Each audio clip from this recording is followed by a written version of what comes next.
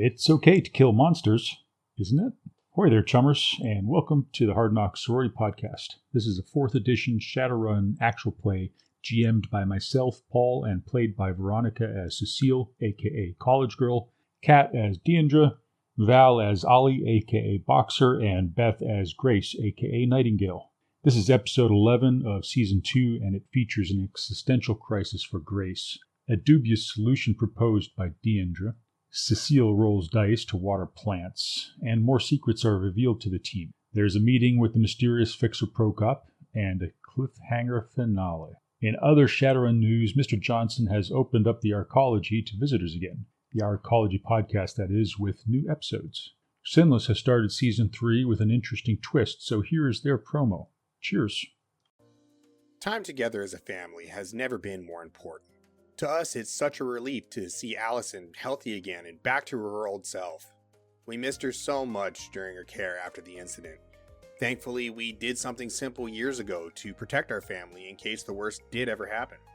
We signed our entire family up for Doc Wagon's Premium Platinum Plus Protection Package. Protect your family's future by simply contacting the award-winning team at Critical Hits now and simply watching or listening to one of our videos or podcasts. Our associates make it easy to apply, and once covered, your family will receive prompt and high-quality medical care within minutes of an incident, anywhere in the world. If you're diagnosed with a terminal illness or pass away with an active Premium Platinum Plus membership, you'll receive 1% cash back of the premiums you paid during the first 6 months. You can't put a price on your family's health, so get Doc Wagon today. Health and wellness protection from a company you can trust. For a quick quote, visit Sinless on your preferred podcasting app or search at Critical Hits 42069 on YouTube. Doc Wagon makes no guarantees of prompt or effective healthcare coverage. Some injuries or ailments may not be covered under your policy. Doc Wagon reserves the right to charge you for any and all treatments necessary but not covered by your policy. Additional fees may apply. Doc Wagon. We're here to help.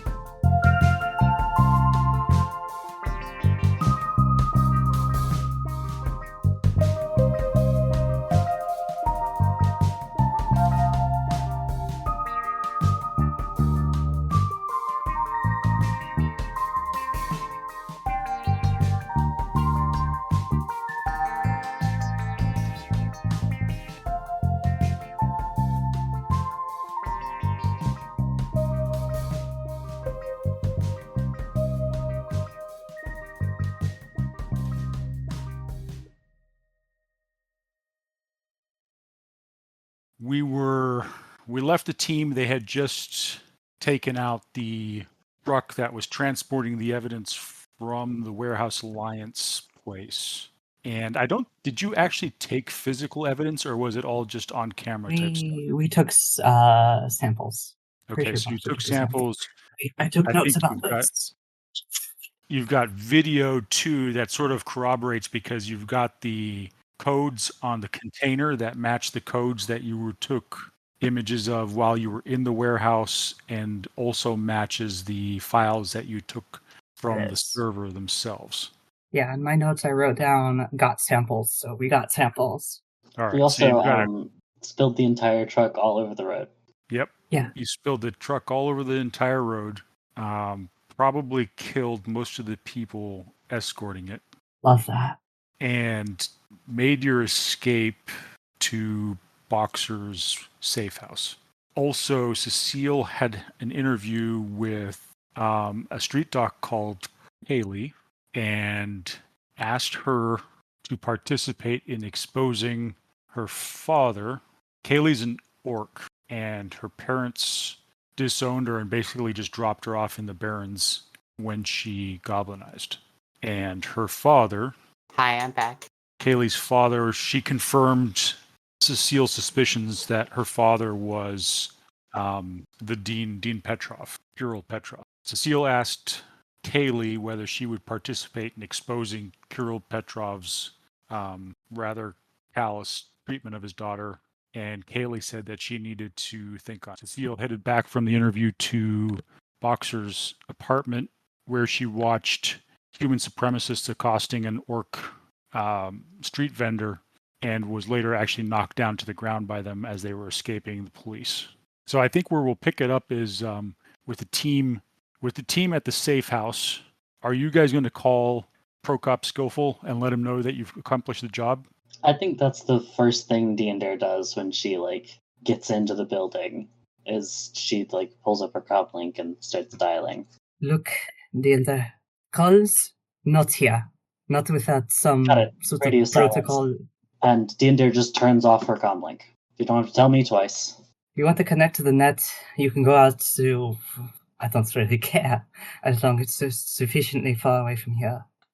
How is Grace reacting at this point? You've made the escape, but Grace has seen, once again, the carnage, the evidence, the slaughtered Naga family, and then the carnage that she participated in herself. Did I miss the intro sequence? There was no intro sequence. Oh, We just had a little recap. Grace is not... I mean, obviously, she killed... And now that they're out of the fray, and are they in the safe house now? Yes, you arrived at the safe house. Nightingale's probably gone and locked herself in the bathroom to very studiously scrub her fore and hind legs, probably ruining whatever loofah or soap that Boxer has. No, she's pulling a Cecile. Why is it always the bathroom? It's very unfortunate for the elf who actually has a use for the bathroom with her poopy head nature. There is absolutely no loofah in this bathroom. This is a safe house that's pretty run down. It's just sort of a... Are there towels? No. It's literally just an office in a warehouse that Boxer has rented out on the side that the owners rented to her.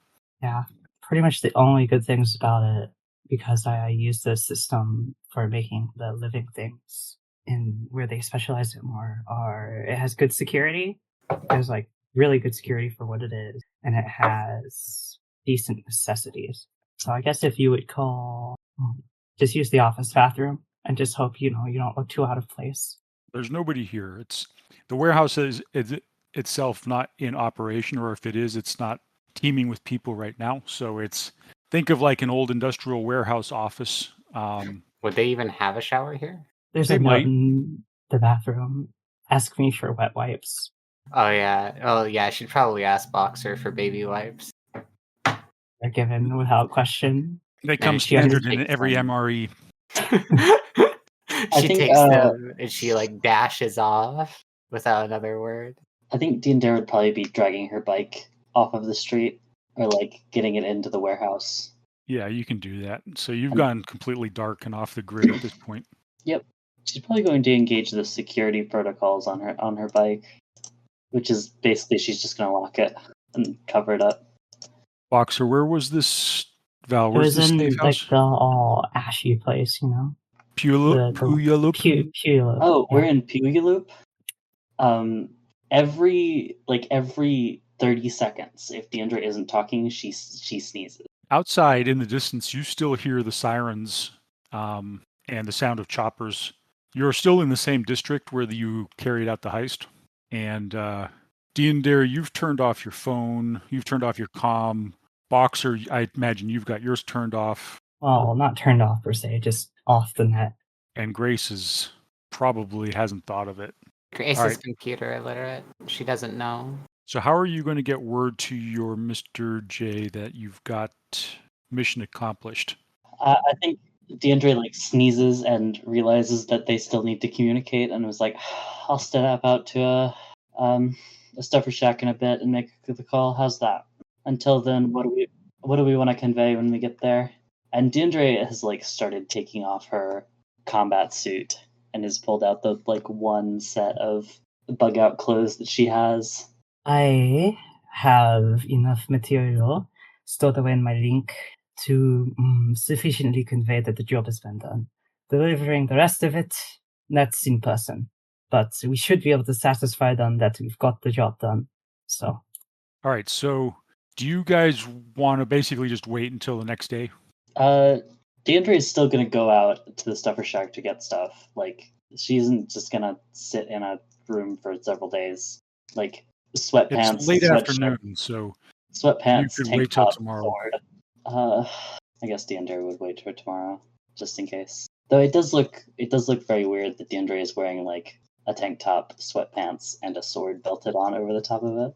Yeah, there's still a good bit of activity in the neighborhood between VTOLs and helicopters buzzing around, and you hear sirens, and it seems like there's quite a bit of activity. Cecile, are you going to do anything else this night, or are you just going to wait for Kaylee to get in contact with you? I was also going to get in touch with Krillsec and ask him about, basically send a message saying, hey, are you buying or not?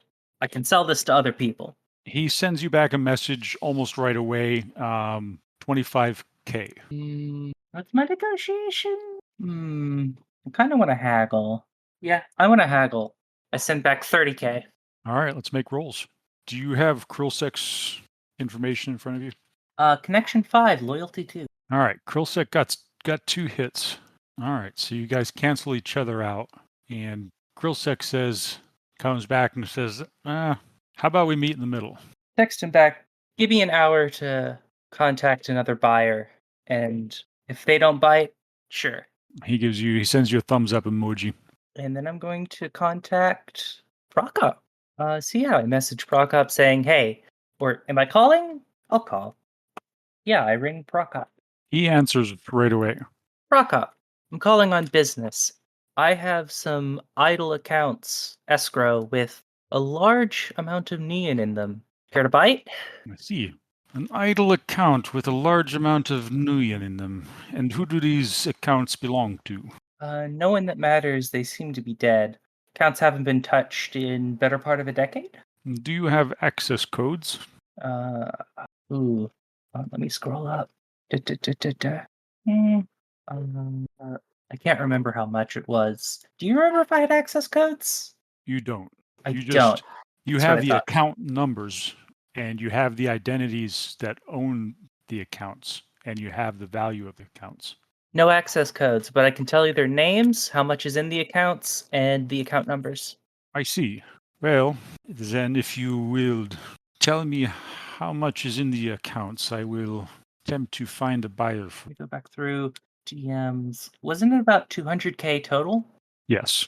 The accounts total 200,000 million. I see. I'll probably be able to get you about 10%. Sadly, I have a better offer. Can you do 30? 30K? Very well. 30K. As long as I don't owe you a favor. You still owe me one. That shall be sufficient. All right.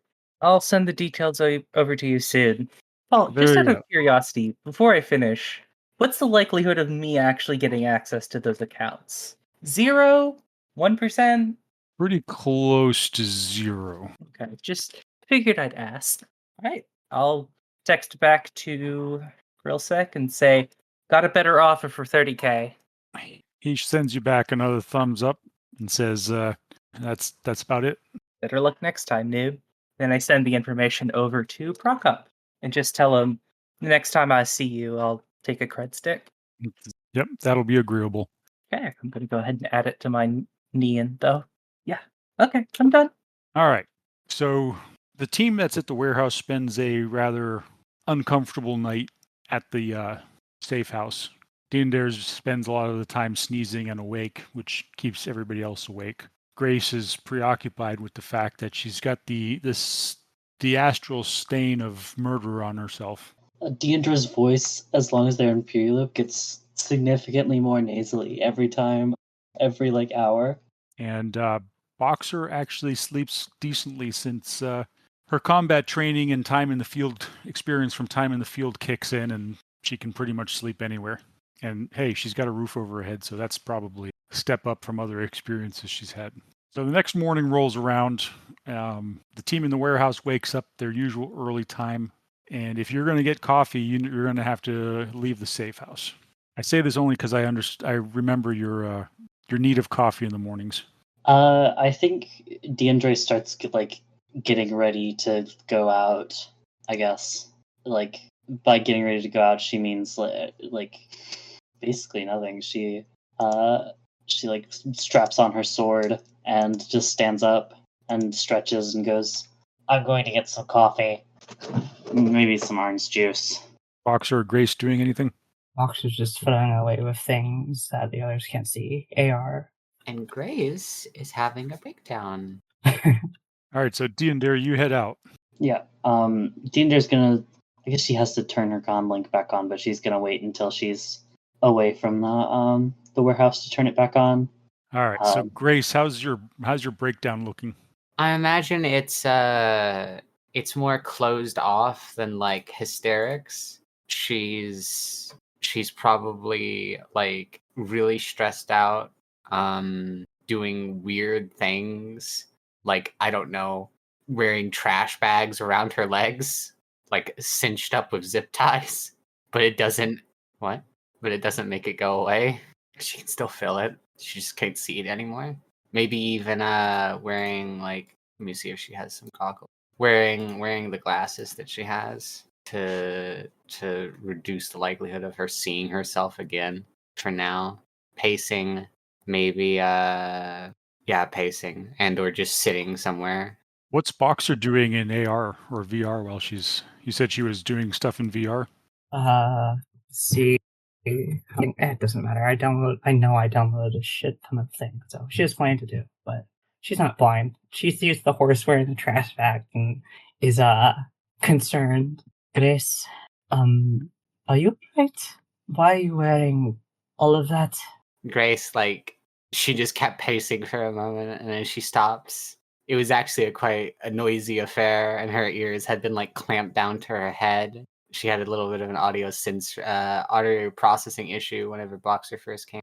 And after a moment, what happened? Are you all right? I'm all right. Right. The other guy's not. Which other guy? She goes back to pacing, not answering the question. Diendre, as you head out to the local stuffer shack, are you going by foot or with a motorcycle? Diendre's not going to drive the motorcycle. She's just walking, sneezing her ass off. Yeah, your allergies get noticeably worse as you're outside.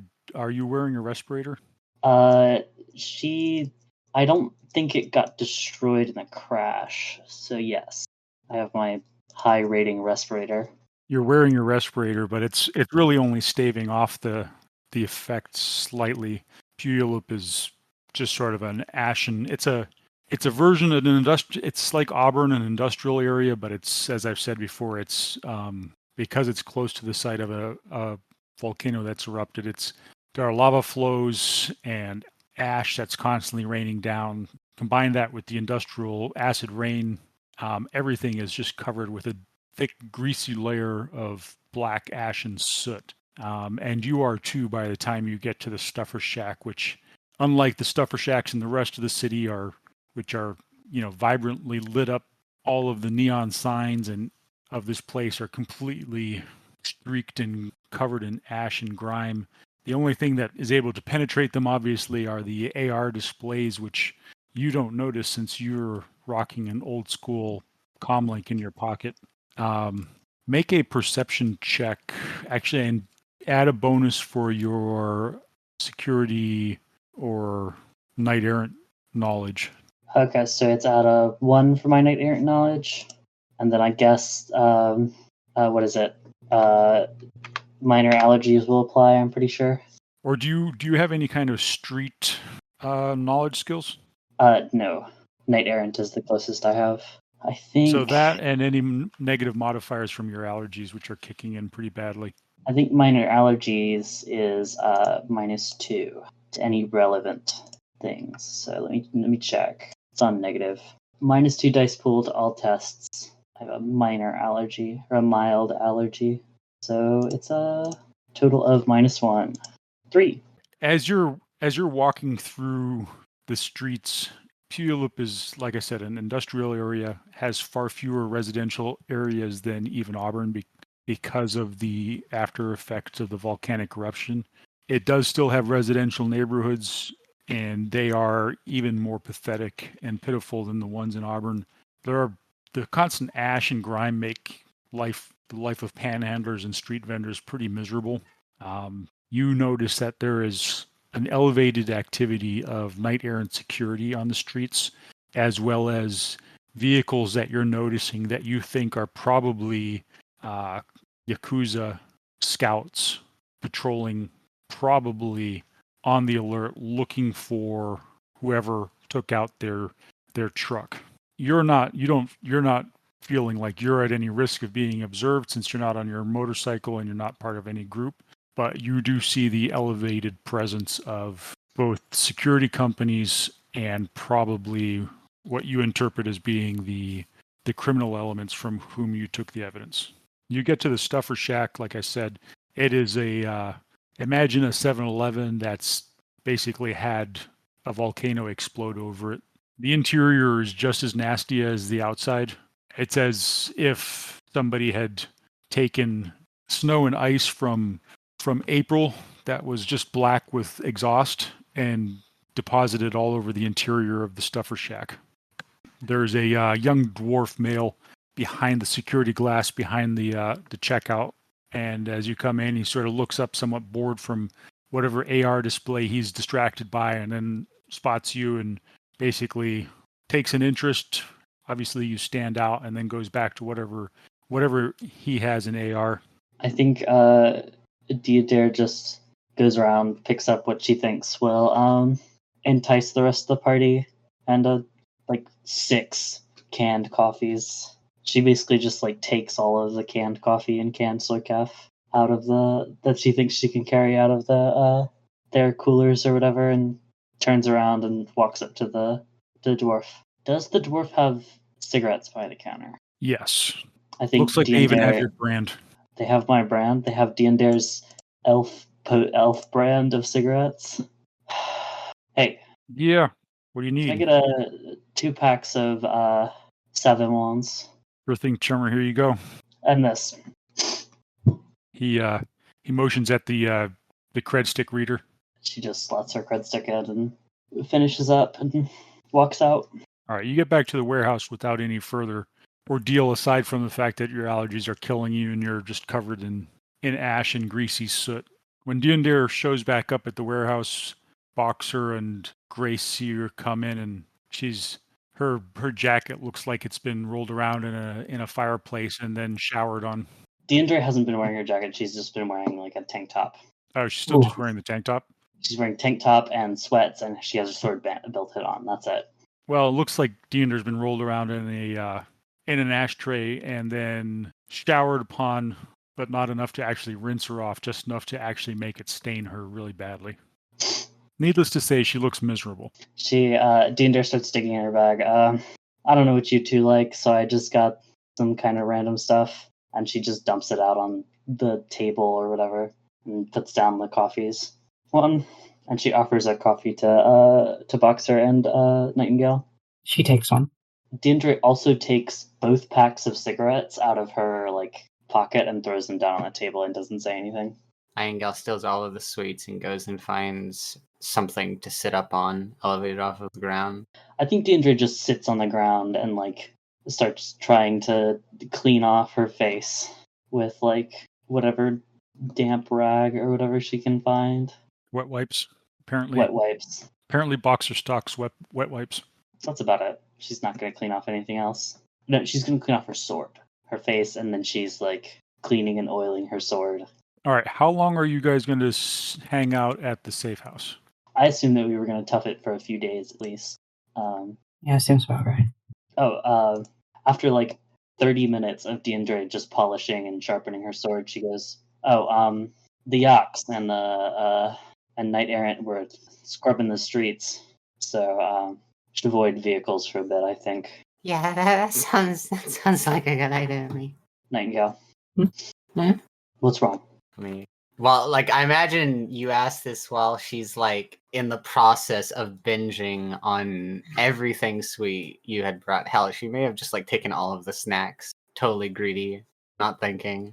With a little bit of crumb, a little bit of smear on her face. She just kind of pauses and gives Diendre a look. And at first it's an innocent look, but let me roll composure. And she opens her mouth and she says, well, and then she promptly starts crying. And she blabbers everything and then just like buries her face into like a pile of now empty wrappers. I think Diendre is just like quiet for like a solid minute, just almost staring directly at Nightingale. And then she sighs. I guess it's time to tell my stupid little story. She pulls out her comlink and starts digging through her photos. And like after a few minutes, she turns a photo around and there's a little girl. Like by little girl, I mean like a teenager almost, like a teenage Diendre, just covered in blood. And like you can see like the tip of her ear is cut off and everything. It's still bleeding in the picture. And it's like a mugshot of Diendre. She like slides it over to Nightingale. I know how you feel. Back in, what was it, 2020? She's crying louder, but she actually looked up. 2025? My, God, have we told you about the goblinization camps? No! What are those? So, in like 2022, the Sixth World was still like configuring itself, I imagine. And a portion of the population became goblinized. They came to represent the metatypes of what you would see in modern day orcs and trolls. Well, my father, my sweet old dad, got goblinized. And they didn't really know what was happening then. They thought it was contagious as hell. So they rounded everybody that was goblinized and their families, unless they could pay, and they put them in a warehouse. Well, like 2 or 3 of them. This was kind of like this one. In Seattle? Yeah. Probably not too far from here, actually. And what happened to those people? Well, about 10% of them were murdered by bad cops. But How many were there? I don't remember. I was 15. I remember one day, the 5th day, the week we got out, me and my brother were finally getting back into our old groove, and we were wandering around to our old haunts, checking on the people we used to know. And we wandered into these pair of go-gangers. Now, I have a lot of bias against go-go-goes, but they've never really changed. Well, it's not something I'm really proud of, but I'm pretty damn sure I killed one of them that day. Cops didn't care. In the slums, people got killed all the time. But that's how my ear got cut off. I guess you could say that's the end of that story. But I hate to say it, but it gets easier. I think we may be missing a vital piece of this puzzle, and it's that you're metahuman and I'm not. You were born in this. And she's suddenly up and like standing up on, I guess, I don't know, the box that she'd perched herself. And she just kind of scatters all of the wrappers. You were born to this. You didn't have any choice in this. And I did. I had a choice this entire time.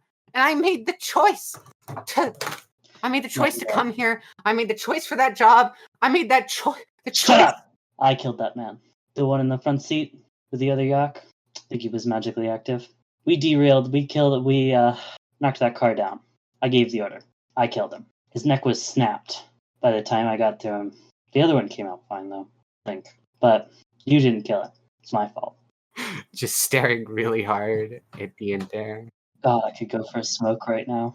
And then she collapses back onto, like, loafing on the box. Diendre pulls her lighter out of her, like, sweats pocket and tosses it at Boxer. Don't let me have that. My, like, lighter. It's like a Zippo lighter, like an old Zippo lighter that has engravings and Sprathiel on it. What do cigarettes even do? You fuck up your lungs, something fierce. Why would I want one? They make you feel better. They're calming. Tastes like shit, though. You have cigarettes. Savouans. Shouldn't smoke, though. 5 years without one. Shouldn't ruin it now. I think Diendre starts, like, tapping her fingernails on the pommel of her sword, like loud enough and fast enough where it like it's very very present, but like she just doesn't stop. Grace, you couldn't have known. Normally I'm the one who handles that, and you're never supposed to deal with that, and you couldn't have known what was going to happen. So, do you even know what happened? The magically active man in the front seat had signs of drain on his hands, so he must have been battling. It wasn't the physical accident that killed him. I know that. I've seen people come back from drain like that, but no, you don't understand. I casted a spell on him. It was just supposed to put him to sleep, like a bear. But he didn't go down, and in fact he moved so fast, and then I was befuddled and confused, and he threw a mana ball, I think, and it just raged in the cabin because it couldn't get out. And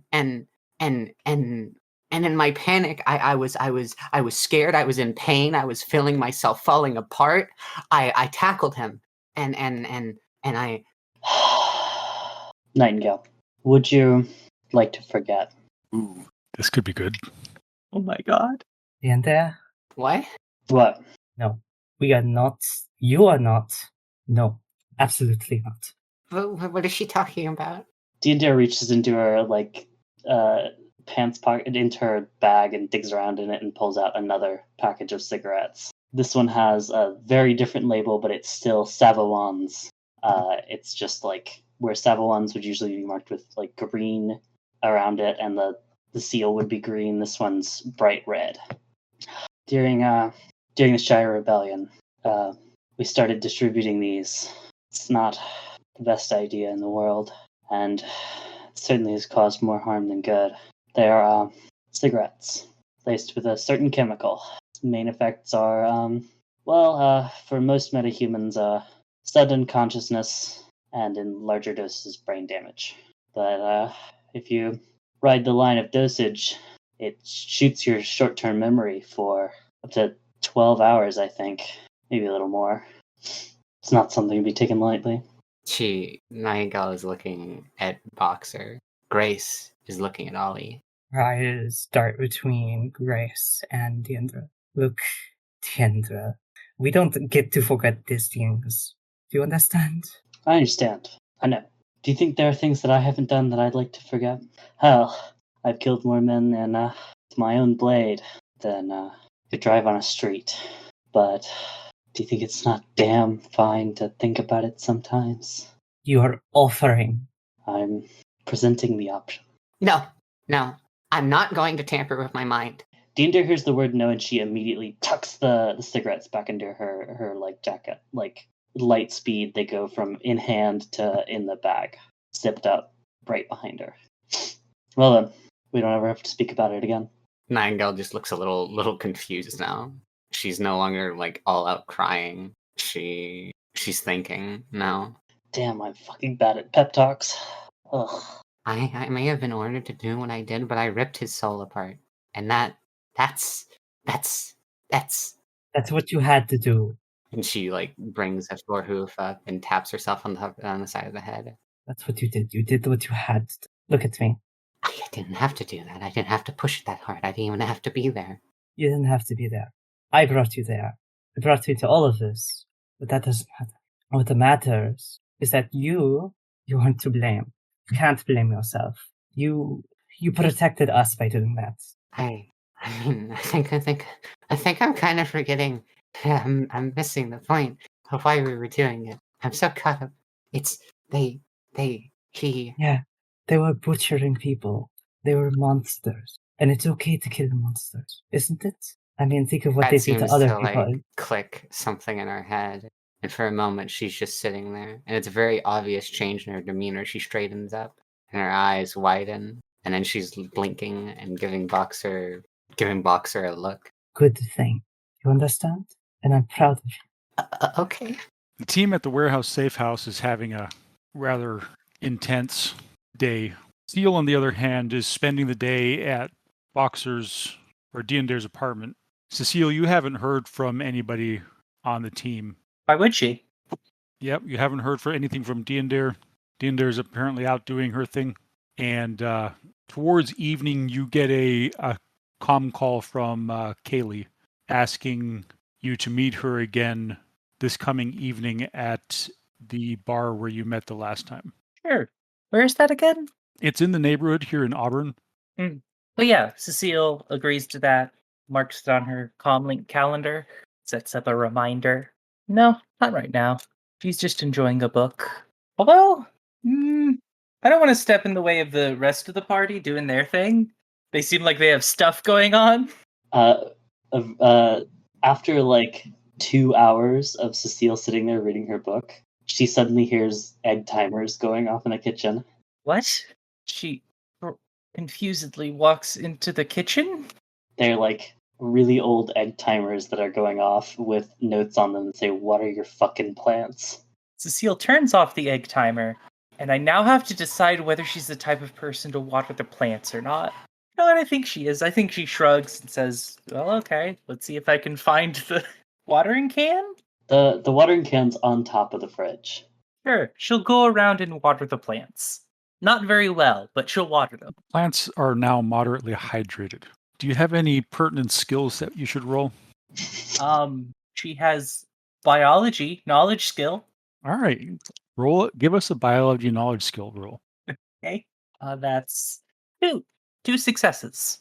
With 2 successes, Cecile understands that using hydrating soda from Stuffer Shack is probably not the right way to water plants. And so she takes filtered water and uses that to hydrate the plants. She's not that dense. Oh my god, it's like that one movie. Don't mention that movie. I was trying to not well, you know what I mean. This is not what the plants crave. In any case, so the appointed time rolls around. Do you head out? Yeah, she'll take a great guide. Oh, and she, you know what? I'm gonna say Cecile's going to proof herself with magic. The last time you walked. Walks? She'll take a great guide. Yeah, the last time you walked and you became involved in an altercation, you saw the old orc street vendor being accosted by the Humanus people, and you decided that you weren't going to intervene, kept walking, and then the Knight Errant showed up, and the Humanus guys, as they were running away, knocked you down. Ouch, has that healed yet? You've got a pretty good scrape on your knee, and you had a hole in your pants. Cecile doesn't wear pants.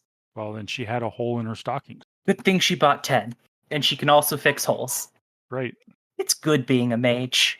All right, yeah, so you magic yourself up? Mm-hmm. I just did the makeover, and she'll just wear a different pair of stockings.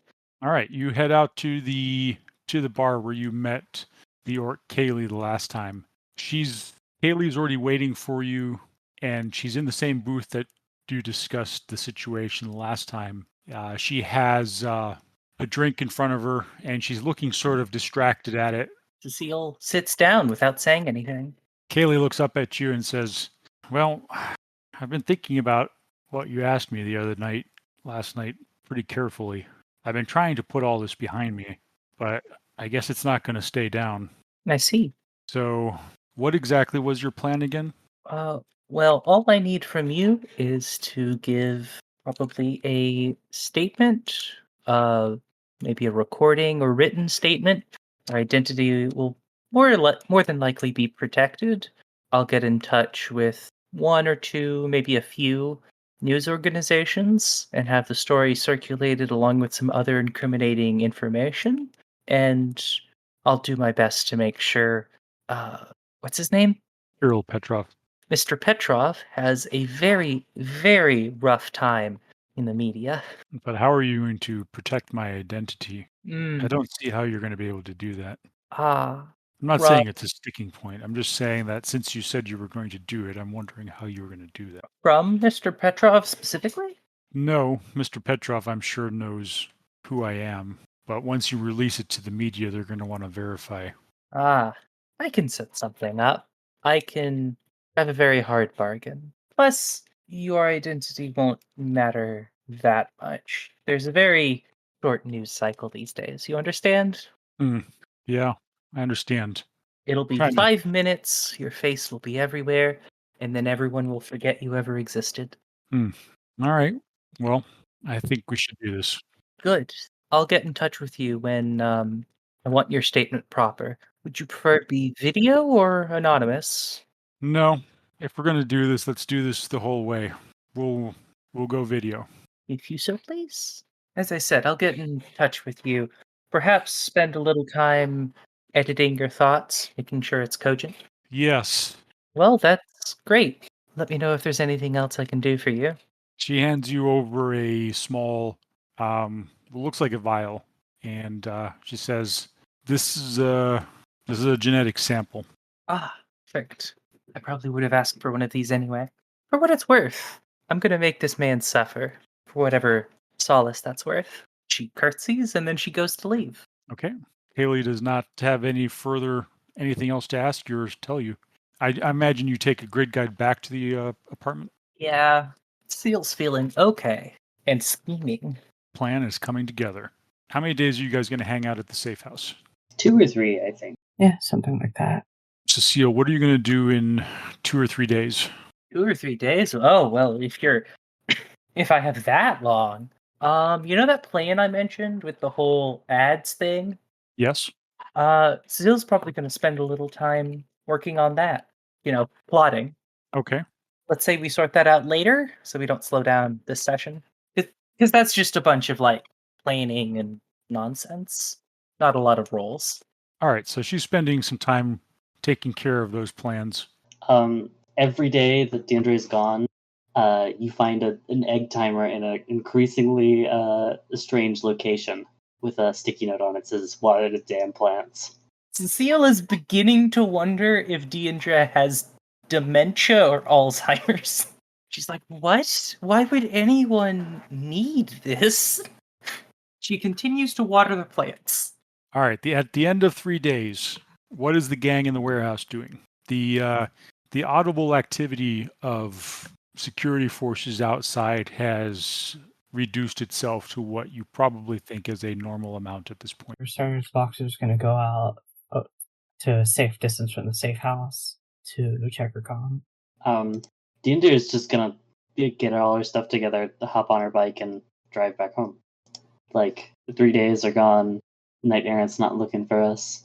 Diendre just throws her jacket back on and hops on her bike. All right. So did, if I remember right, Grace and Boxer went in Boxer's or Grace's van? Or did they go in a grid guide? We all rode on the bike, I think, somehow. Boxer holds Elf, Pony in the sidecar. Sidecar is gone. Sidecar is gone. Rip sidecar. Sidecar was a casualty of the truck. So I guess Boxer and Grace, you would have to leave in some other vehicle. Are you guys going to get a Johnny Cab or a grid guide or? Yeah, grid guide. I think Diendre comes home and comes directly through the door, respirator on, covered in ash, and she spots Cecile and it's like, "Did you water the plants?" That's the first thing she says to Cecile. Not hi. Yes, I watered the plants. Is something wrong with you? Why do you have so many weird, annoying clocks? I knew I'd be gone for a few days if I know you. Why do you have so many of them? I used to use them for cooking, believe it or not.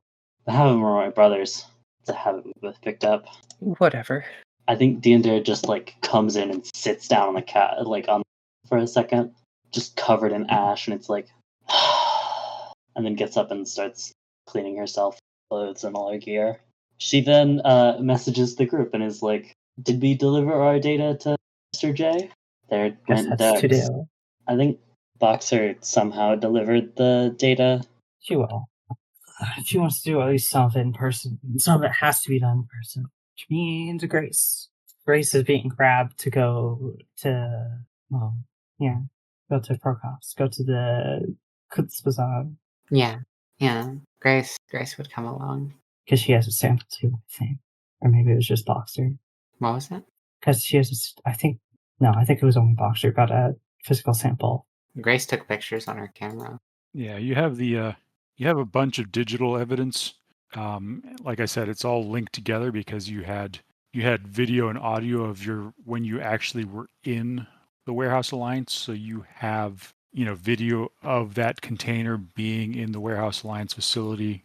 The codes on the side of the container will match, and then you've got the video of the stuff of the evidence basically scattered across the street, and then you took your own samples. So you've definitely got everything that the Mr. Johnson was asking for. So did I hear you say you were contacting Prokop? They're going in person because they want to deliver the samples. Oh, you're just going to show up at the Samovar? Okay, yeah, you should probably call ahead. With with some horrid samples? Oh, by the way, before they do that, Nightingale probably would have figured out some more long-term solution in trash bags to cover up her legs. I'm imagining that she made funky little socks.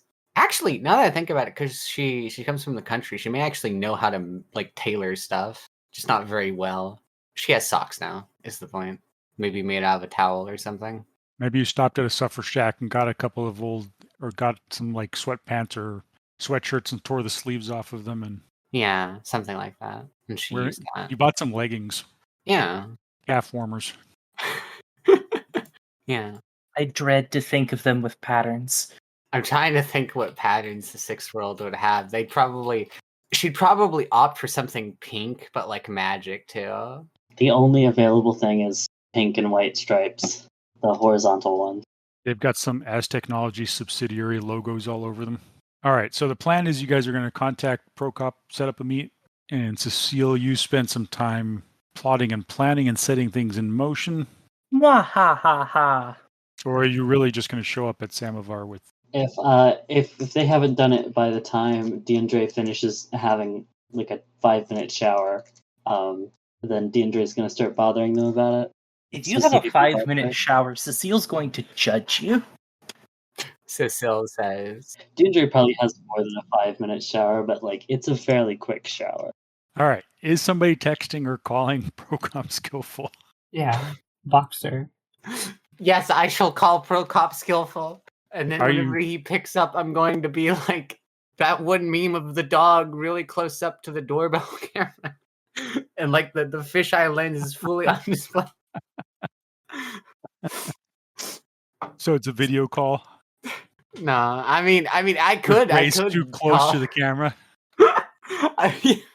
I was joking, but I do kind of want to call Prokop because I never get to do the calls. Do it.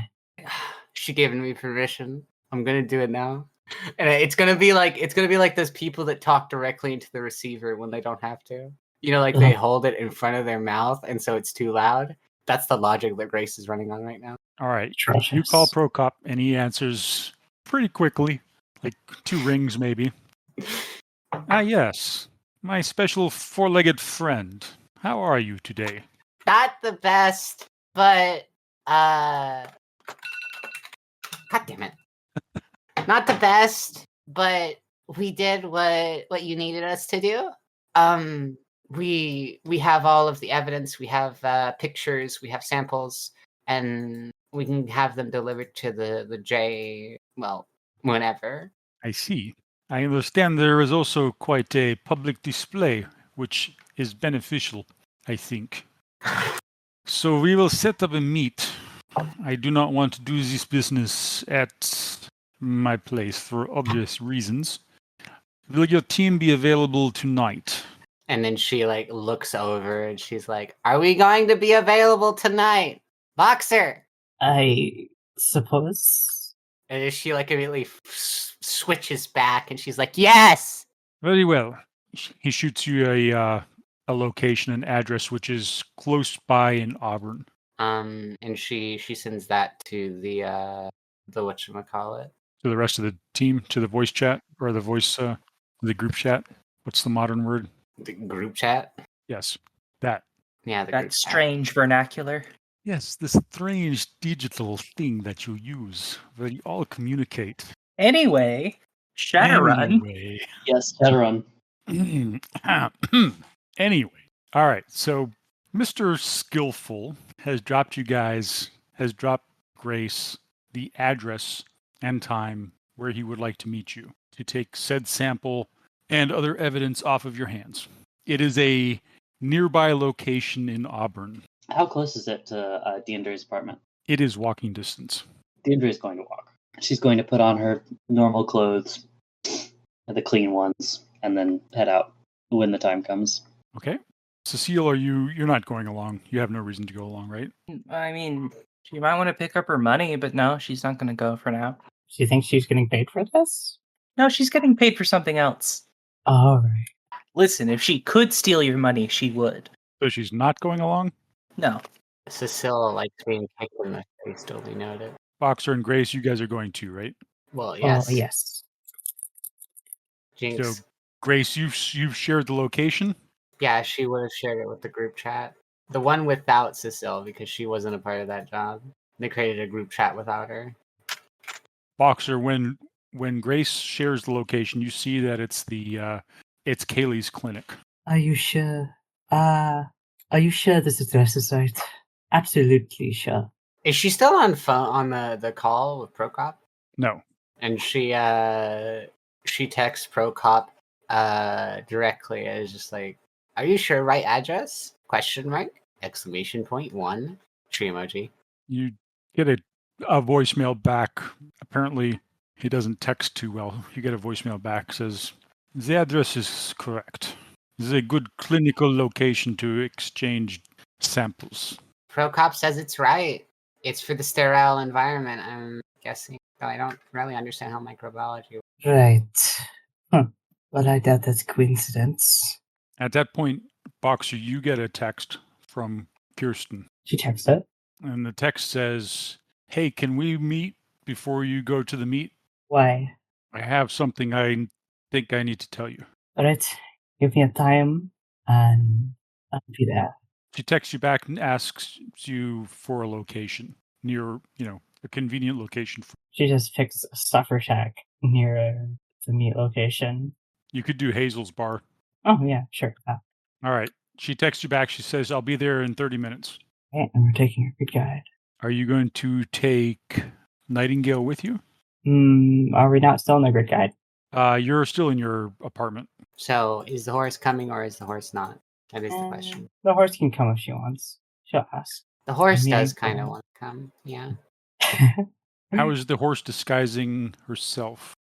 Is she disguising herself? The horse will probably be invisible for the ride. Are they meeting directly with the J or just with Prokop? No, you're on your way. You're actually on your way to meet the girl Kirsten at a local bar before the meet with Prokop. Oh, okay. Yeah, no. She'd take the form of the dog. The dog. She got that dog in her. All right, you guys pull up at Hazel's bar and get out. There's it's nighttime in Auburn. Auburn's a very working class neighborhood, very industrial. The neighborhood you're in is more residential, but it's basically a lot of very small apartments filled with the people who work at the local industries. And Hazel's bar, and I forget the name of it. I know that we've said what the name is, but the bar is sort of a local working class watering place. There's a bunch of people hanging out in front of it. Lots of street vendors hawking all sorts of foods and drinks and stuff like that. The minute you guys get out of your grid guide, even while you were in it, but the minute you get out of it, your ARs, if you're in AR like Boxer probably is, your ARs are saturated with ads for the local businesses, including the tavern that you're about to visit. And you're getting AR messages, news updates of the neighborhood. There's people complaining about the recent increase of Humanist Polyclub violence against metahumans, and you've got messages popping up from your local knight errant stations telling everybody to remain calm, that they're handling it, and that kind of stuff's just sort of popping up all over your AR feed, Boxer, as you get out with Grace next to you in the guise of a dog. You enter Hazel's bar, and at this time of night, it's pretty raucous in here. in a very good-natured way. This is a neighborhood place. Everybody knows everybody. These are all colleagues who work together. If there are fights, they're usually quote-unquote friendly fights, which are just sort of, shouting matches and maybe some pushing and shoving and some fisticuffs, but that's about it. You're known in this bar. People make way for you, and Hazel at the bar gives you a nod, and you can see her drawing your favorite draft right off the get-go. And as you look around, you see the girl Kirsten at the bar. She's wearing sort of a teal leather jacket with a very high collar, short midriff, short red skirt, red shoes, and her platinum blonde hair in a bob. And as you walk up, she looks up at you from her drink and says, "Oh, hey, Boxer. Good to see you again." Justin, and you. So she sits down next to her. What is it that you need to discuss? Kirsten looks down at Grace and almost instinctively goes to sort of pat Grace's head, and then remembers that Grace is a sentient being, not an actual dog, and she looks a little bit perplexed, and then she just says hello to Grace. The dog just like nods. It literally nods. It is a very unusual thing for a dog to do.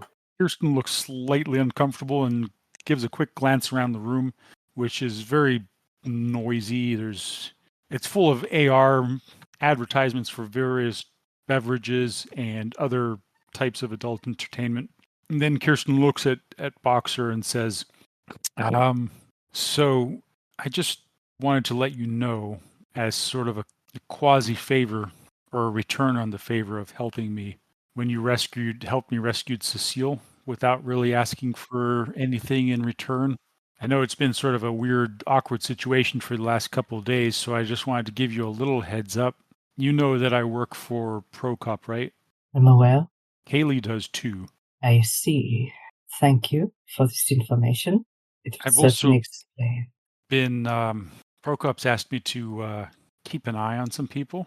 It's sort of what I do. And I think our friend, she looks a little bit awkward, and she blushes even a little bit. She says, I think our friend, our mutual friend, Cecile, is about to start a firestorm in the city, whether she understands the ramification of what she's doing or not. And I'm a little bit worried that your friend Kaylee might be about to get caught up in it. I'll talk to her then. Talk to Kaylee or talk to Cecile? Kaylee. You think I could get through to Cecile? No, I don't. Ah. That's why I was so questioning. Well, I just wanted to let you know because, well, you've helped me out, and now I've given you hopefully some useful information. I think it will be. There is going to be, the city's going to burn. There are some things happening, as you probably already know. The trouble that you're having here in this neighborhood with the Humanist Poly Club, it's connected to the other things that are happening. It is a wider movement. Shit. Well, thank you. Yeah, of course. You should know that, well, never mind. She gets up awkwardly and says, have a good night. And then she pats Grace's head and walks out. Boxer watches her go. Grace whispers, that's just a confirmation of what we already knew. Maybe, but I'm worried about Kaylee, I suppose. All right, between now and the meet at Kaylee's, are you going to do anything? Boxer will stop at the Stuffer Shack and get Grace some snacks. You're not stopping at the Stuffer Shack. You're stopping at Fred's Convenience. You're stopping at Fred's Convenience. You do not go to the Stuffer Shack. They're competitors of Fred's. Right, yeah, since we're in the area. Sometimes you work for Fred, and Fred is a local fixture. All of the locals go to Fred's and ignore the Stuffer Shack. Ignore that accursed yellow box. Right. Nightingale is probably like in the midst of all of this. I think she might contact Jake and tell him that like she's come across how do you say dangerous work, and she's on the market for armor that's a little bit better than what she currently has, more fit to purpose. And she doesn't know when she's going to be able to come out to like get it or get it tailored to her or whatever. But that she'd like it if he like kept his fillers out for people. He responds in sort of a heck yeah kind of way. Get geared up. At least he's supportive. Yep, he says sort of a heck yeah, get geared up. And then he says, he follows up with something that sort of perks your interest. He says, we're all going to need it soon. You told me it was small, the humanist thing. And that's all she says. You told me it was small, and then she adds the well, she'd probably say the clubber stuff. And there's kind of like a eyes emoji looking. He sends you back some typical humanist gibberish about how this is the beginning, this is how it all kicks off. Everything's gonna burn. And she says, but I live in everything. Says we're gonna watch the world burn together, horsey. And she just says, well, I imagine at that point she just unplugs, and she's not paying it mind anymore. She'd probably tell Boxer that the Poly Club itself is involved, and well, things are gonna get bad once they're out. She'd tell her that. Well, they'd already be out if she's accessing her phone. So she'd say, Boxer? Yeah, Chris? So, current projections are not good.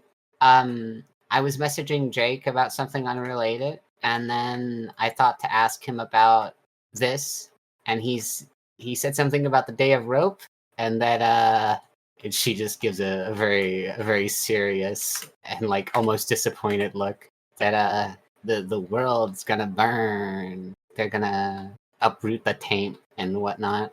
And that very sort of closely jibes with something, with what the language that Kirsten was using. Well, we can't stop the whole Poly Club, but we can keep a few people safe, so that's what I would be doing, I suppose.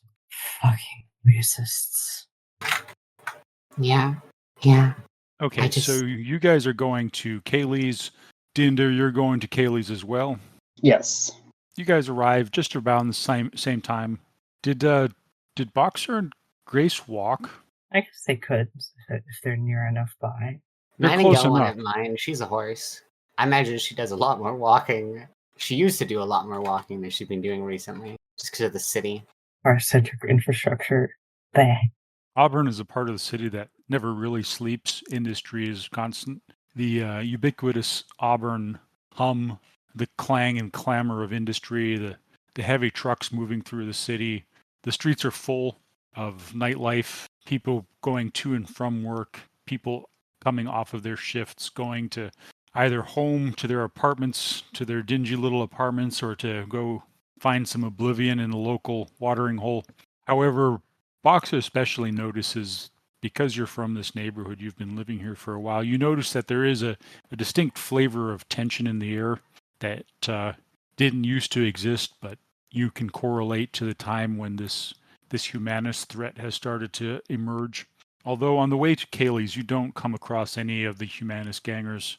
And when you get to Kaylee's clinic, you see that it's open, the lights are on.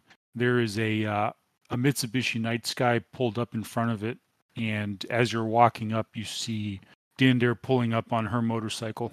Oh, I walked. So. Oh, you walked too. Yep. So you guys arrive both about the same time. The lights are on. There's a Mitsubishi Night Sky pulled up in front of the clinic. And Boxer, you're probably the only person running AR at this point. And aside from the various AR advertisements and signs for the clinic itself, you see a very small AR symbol over the night sky that you recognize as the digital key coin that Prokop had given you guys some time ago. In the right so it looks like he's here. You guys go in. The waiting room is empty, and the lady that is normally behind the reception desk is not there. As you enter the waiting room, Kaylee comes through the door to the clinic and looks you over and then gives you guys a nod and locks the front door of the clinic. And she says, "All right, follow me." And as she says that, she sort of gives Boxer a questioning look, as if she's looking at Boxer, wondering whether Boxer is wondering how this is all connected. She leads you back into the clinic area where you see Prokop waiting for you, and with him is the woman that you've seen at Samovar Talia. And both Prokop and Talia are dressed much the way you usually see them. Prokop's in his sort of casual evening wear, black suit, white shirt. It looks like he's got a cigarette that he wants to light, but he keeps looking around and seeing the medical equipment, remembering that he's in a lab and keeps himself from lighting it.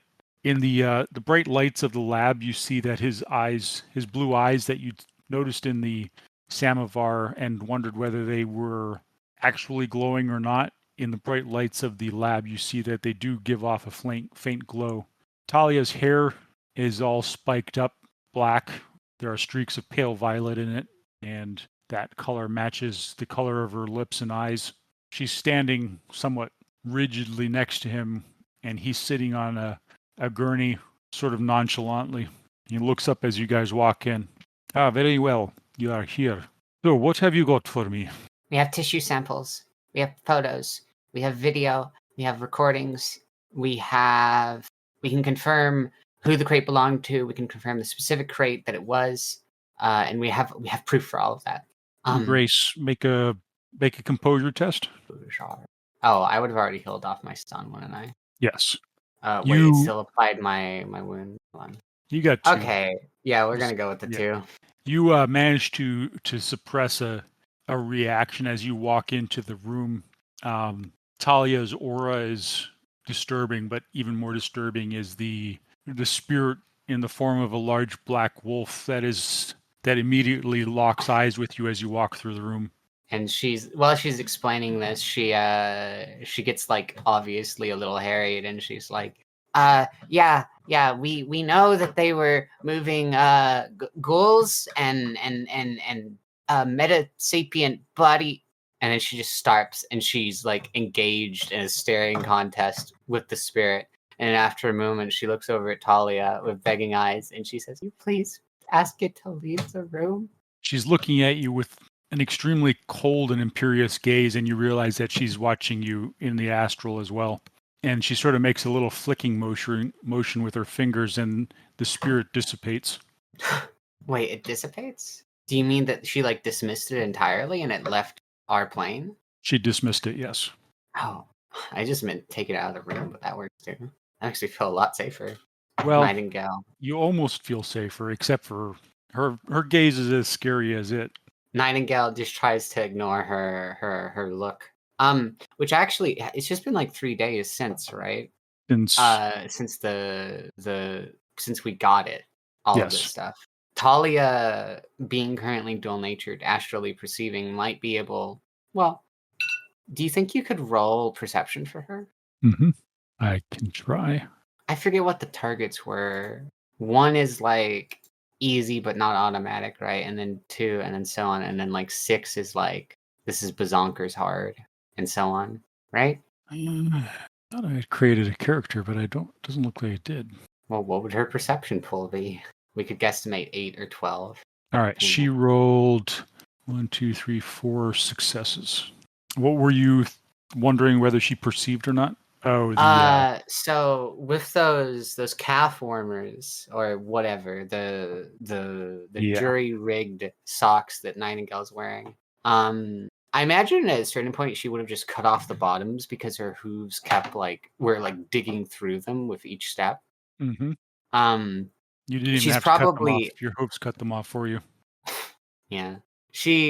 Talia would be able to see the inky dark red of murder on Nightingale's hooves, all of them, and it kind of leaks through her clothing up her legs. You see the recognition in her eyes as she sees it, and where you were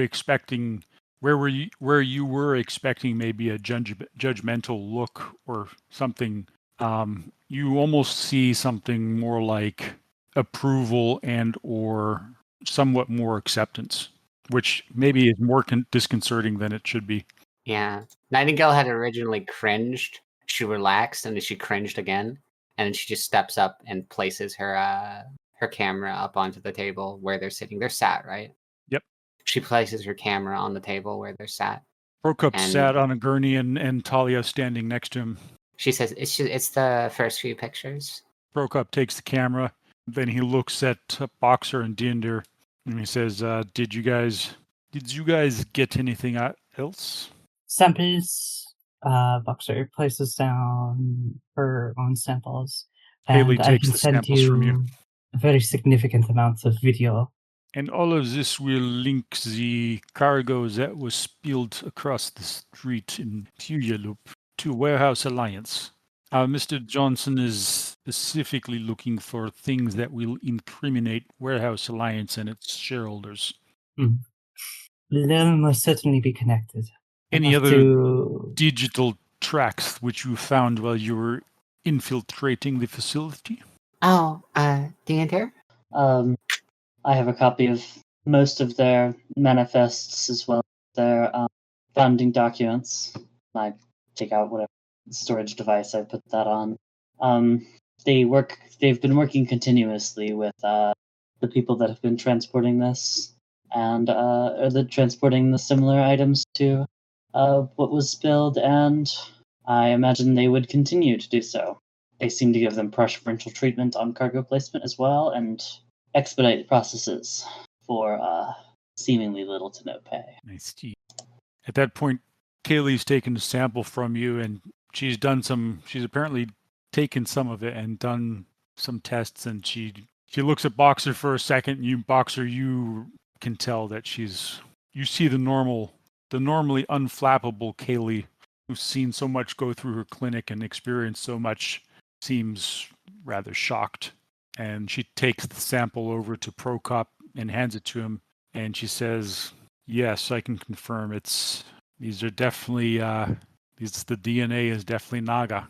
And Grace, as you see Talia look at the sample, and you yourself even, when you look at the sample, it's the astral signature of it is revolting. And you can see that even Talia is revolted by it. They murdered people. And I don't know, they're moving people infected with MHV, VVV goals, as I mentioned. The company that's been working with Warehouse Alliance, I think it's important to say we believe that company's a Yakuza front. Yes, I believe you are correct. Well, we will see what our Mr. Johnson wants to do with this information. I think they will be happy with it. Ultimately, I think that our goals are common. We desire to destroy this organization and punish them for their crimes. And I think you have done us a good deed here. He reaches into a pocket and pulls out a couple of cred sticks and hands one to Diendre and Boxer and Grace. Very well. I have added some additional nuyen to this, as I think that your work is important here. And he looks at Boxer and he says, "I think that we will need your team to do some more work soon. Do you think you will be available?" I believe so. Very well. I will contact you soon. But I would be very careful with what is happening at this point. I think that we have stirred up the hornet's nest. The Yakuza are not an enemy to be trifled with. And these people from the Humanist front, this is all connected. I will give you more information when it is available and makes sense to do so. In the meantime, I want you to know, Boxer, that my friend Kaylee here is, well, as I said, she is a friend. We have known each other for many years, and she is one of the people who have recommended you to me. My organization in the streets runs deep. You're not quite sure how he means that. It almost sounds like a warning for some reason, although there's no obvious malice or ill intent. Then he reaches out a hand to you and says, "Job well done. We will see you soon again at the samovar." Of course. He shakes your hand, and then he reaches out to Diendre to shake your hand. I think Diendre reaches forward to shake his hand and then very swiftly sneezes. That was an accident, but she sneezes and then pauses for a second and then just gives a very curt bow. He returns the bow and says, "Gesundheit." And then he looks at Grace and he sort of holds out his hand, and then he does sort of he just holds out a fist bump Nightingale, she was already going kind of wide-eyed while they were doing their handshakes, and whenever attention comes to her, she's like, it's very obviously that she's holding something back, that there's something going on. She's like on the edge of hyperventilating, and she's just kind of staring, not at Prokop, through him. And after a moment, she looks up, and then at his hand, and then to Talia, and then back to him, and she takes a step forward, and she just gives him that little bump. He nods, and he and Talia leave. They're carrying the sample and all of the evidence that you gave them. And then Kaylee looks at the three of you, and she says, "Well, I can sure use a drink after that. Do you guys want to accompany me to Hazel's?" Sure, why not? I'd rather not go to another fragging bar. I think I'm going to go find a dumpster to take a nap in. Did you say that out loud? Yes! Diendre looks directly at Nightingale. Go home. Go wherever you sleep. You can crash at my apartment. Or mine, if you really want to, but don't sleep in a dumpster. I just said that because I'm upset. I don't remember. Has Kaylee ever seen or heard Nightingale speak? No, I don't think so. I think she may have like seen a quadrupedal member of the group at one point, but she didn't talk to Nightingale. So this is like a whole new creature, and she was probably just kind of ignoring it until like that outburst. I don't want to go to another fragging bar. Well, not ignoring it, but like not paying much mind. Kaylee starts, but she manages to keep her composure when you speak, and then she looks at Boxer and she says, "What the frag? A talking dog?" If only you knew. I am not a dog! Let's go home, Boxer! And then Nightingale turns, and she, like, literally storms out. She pushes the door open with her magic, and this corona of magical energy takes the doorknob and, like, twists it loudly, and she shoves the door open, and it just goes walking back out. The door was locked. It's locked? Yep. We're going to roll strength. Hold on. How strong is this door? We'll just do an opposed roll. Okay. For some reason it's not letting me roll with magic. How do I roll my magic? Does it not want me to do that? I guess I have to do what I did before. 5, 6, d6, a single hit. All right. And then that's the effective just looking up the barrier rating. She critically glitched. Oh no. So she like can't even unlock it. She's just like she's magically pawing at the door, the lock basically, and like jiggling the knob and Kaylee like getting over frustrated. and unlocks it for you. She says, "I'm sorry." Go ahead. She just says, "I'm sorry," and she opens the door. Nightingale like looks up and gives her a baleful glare, and then she just like marches out. That is very obviously not a dog, and the way it walks, the way it's carrying itself, like my goodness. She just expects We need to talk Boxer to follow later, her. Kaylee, but I think I should stay with her for now. I'm sure you understand. Yeah, okay. I didn't mean to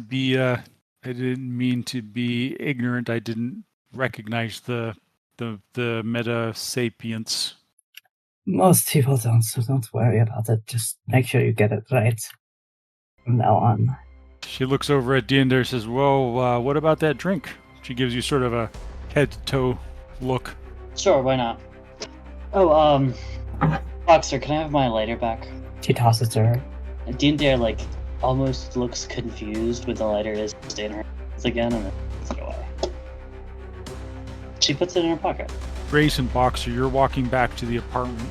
Boxer, roll your perception +3. Actually, you have a home turf bonus, don't you? Yes. Can't remember quite. Is that +2? Let's see. Or is it more than that? +2 to all active skill tests. So yeah. So would that be +5? Just take the +2. Should I also roll perception? Is this only for her? Just Boxer. Boxer's on our home territory, and Boxer, you're noticing there are fewer people on the streets. There's a distinct tension that is sort of manifested by the fact that there are very few street vendors, and the people that are on the streets are seem to be hurrying to get off of them, either to get to work or back into their apartments. However, you make it back to your apartment without any kind of incident.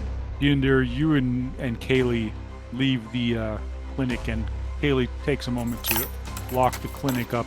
The lights stay on, and Kaylee looks at you and she sort of holds out her hands and said, I don't know if we've ever been formally introduced. My name's Kaylee. Cian Calme, Demoiselle of Rose. Ah, I see. Fancy. Yeah, I guess somehow I got there. You do live in the area, right? I believe I've seen you around with Boxer before. Yeah, I live, and I kind of motion towards the street. I live the building I live in. It's not but I was my brother's before it, or it was mine. Oh yeah? What was your brother's name? Wait, was? Sorry, did I miss something? Was. No, I'm sorry. Yes. My brother's name was Rian. Rian, huh? He looks thoughtful for a moment. Oh yeah, Rian.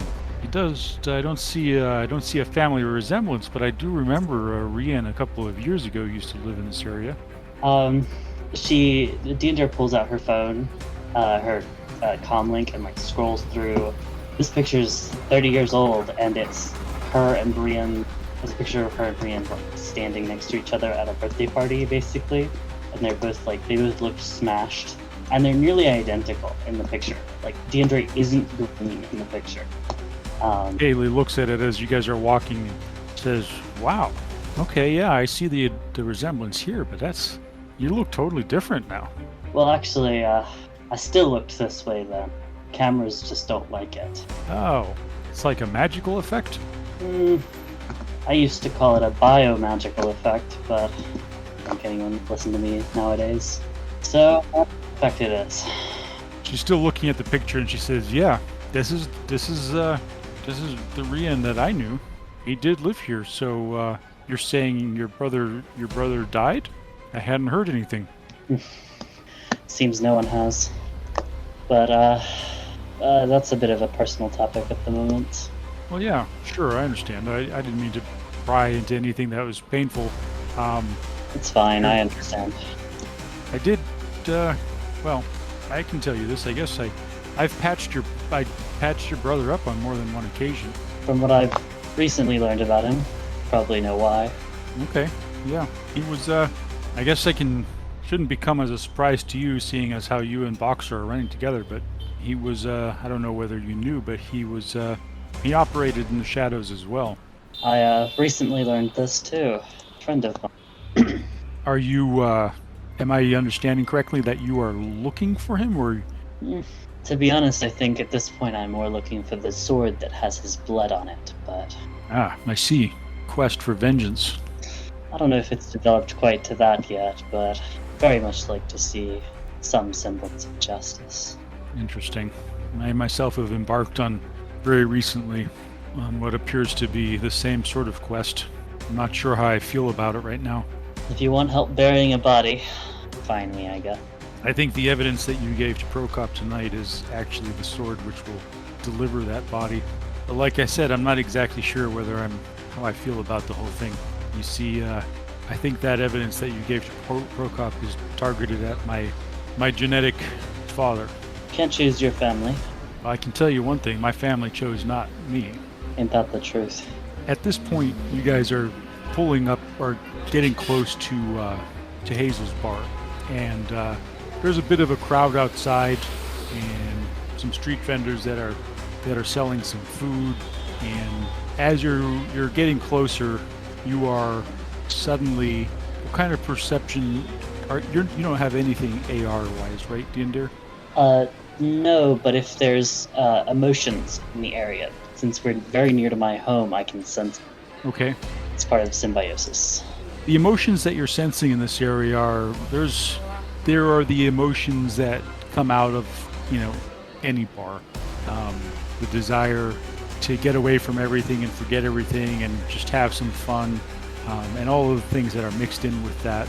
The anxiety and the insecurity and the anticipation and the happiness, the pleasure, the pain, all of that's coming out of the bar. Layered over that and you sort of realize now as you've been walking back from Kaylee's clinic to the bar, layered over all that in the neighborhood, there's a heightened sense of anxiety and fear. And as you get close to the bar, within all of these emotions, you see a very fine line, a very fine red thread of anger and hatred. And at that moment, the bar explodes, literally. A massive explosion blows the entire front of the building out, engulfing the people in front of it. Street vendors' carts go flying through the air. Make a dodge test or a reaction test. I think reaction would be better because I'd be defaulting on dodge. So reaction 2. All right. The explosion it catches you by surprise. You had been sort of perceiving the signatures around you and halfway looking at that and halfway concentrating on your conversation with Kaylee when the explosion happened.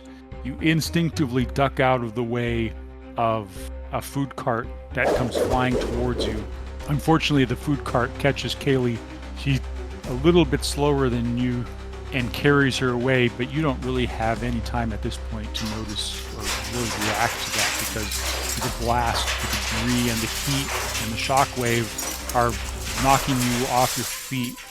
Make a body and agility test. Body and agility. No modifiers? No modifiers. Okay. 3. You dodged the cart, and in doing so, you managed to get yourself pretty well braced against the explosion as it blasts you.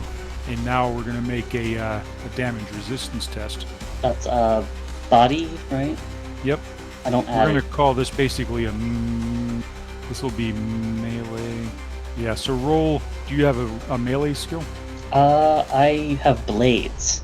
And I also have unarmed combat. Those are my melee skills. Wow. In my fit of horse rage, I made a good call. You made a good call. Mm-hmm. No, a good call was staying home. Shut up. Yeah, that was a better call. So you don't have dodge. I actually don't have dodge, yes. You don't have dodge? No, I've been running without a dodge skill for the past... You have melee and you don't use dodge. Actually, you can use full defense on this if you want. Okay, I'm gonna full defense on it, so I can use my unarmed combat skill. Yep. Plus dodge, plus reaction. Plus dodge is 0, so... Although, you can also use your gymnastics in place of dodge sometimes. That's true. You said reaction? That's unarmed combat plus 5, which is 3. Diendre, you're going to resist 12 points of physical damage at this point. 12 points of physical damage. Or AP. Is that No AP. or impact? It's impact. So I roll impact 4, so I take 7 or 8. Or did you say 12 points of physical damage? You take 7 physical? I think so. Yeah, so you dodged the food cart, you braced yourself against the blast, but unfortunately as you did that, the shrapnel flying out of the building and the various other physical items around just pummel you, and you end up with shrapnel wounds on your shoulder and your left side and your left leg, and then you're left standing in a fully devastated street, people screaming. Everything sounds quiet. Your ears are ringing. This is not the first explosion Diendre has been in, so I think the absolute first thing that she does is draw her sword. You draw your sword. Fire. There's fire everywhere. People are screaming. Debris is still raining out of the sky, and you see Kaylee pinned beneath a food cart. Diendre would rush and try to pick the food cart up off of Kaylee, or at least tip it off of her. All right, that's where we will cut for the night. Goddamn. Fucking Humanus. It's nice to be at home reading a book. Yeah. It's nice to be human. It is nice.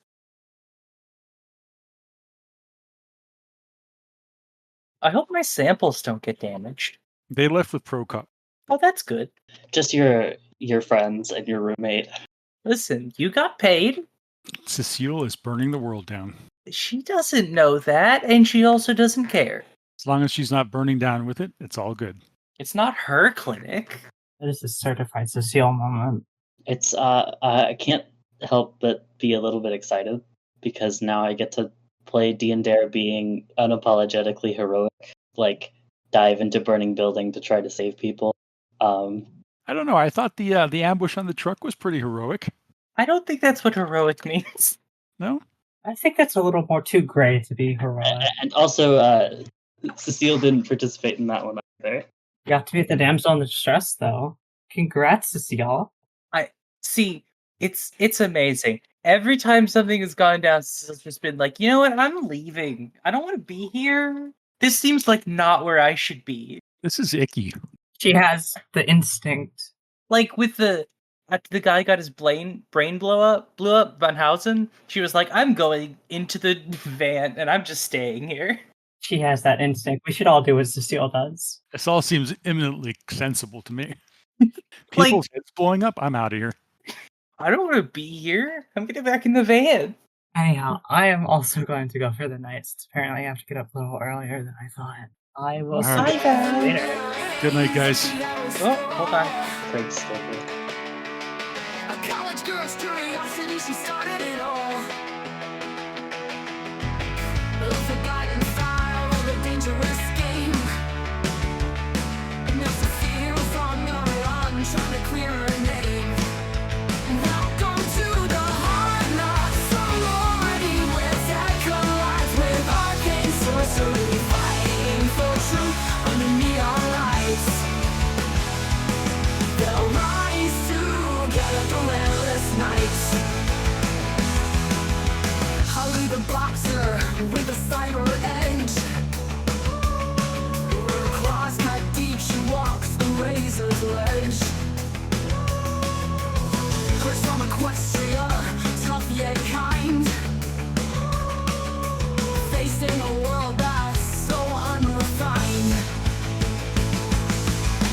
Dinner searches a path of pain. Her brother's shadow in the acid rain. Prokop's revenge of endeavor revealed. He's using Cecile as a weapon concealed. Welcome to the Hard Knocks Sorority, where tech collides with arcane sorcery, fighting for truth under neon lights. They'll rise together through endless nights. The sprawl's alive, its pulse beats cold. In autumn's hum where souls are sold. Tacoma's tides until homies feel. Through danger and darkness, their fate is sealed. College girl looks for the light she knew, but the shadows don't end, she see it through. A mercenary's past, never falling behind. A pony seeking the truth, a man of humanity. And now an ex-cop's quest, driving her to insanity. Welcome to the Hard Knocks Sorority.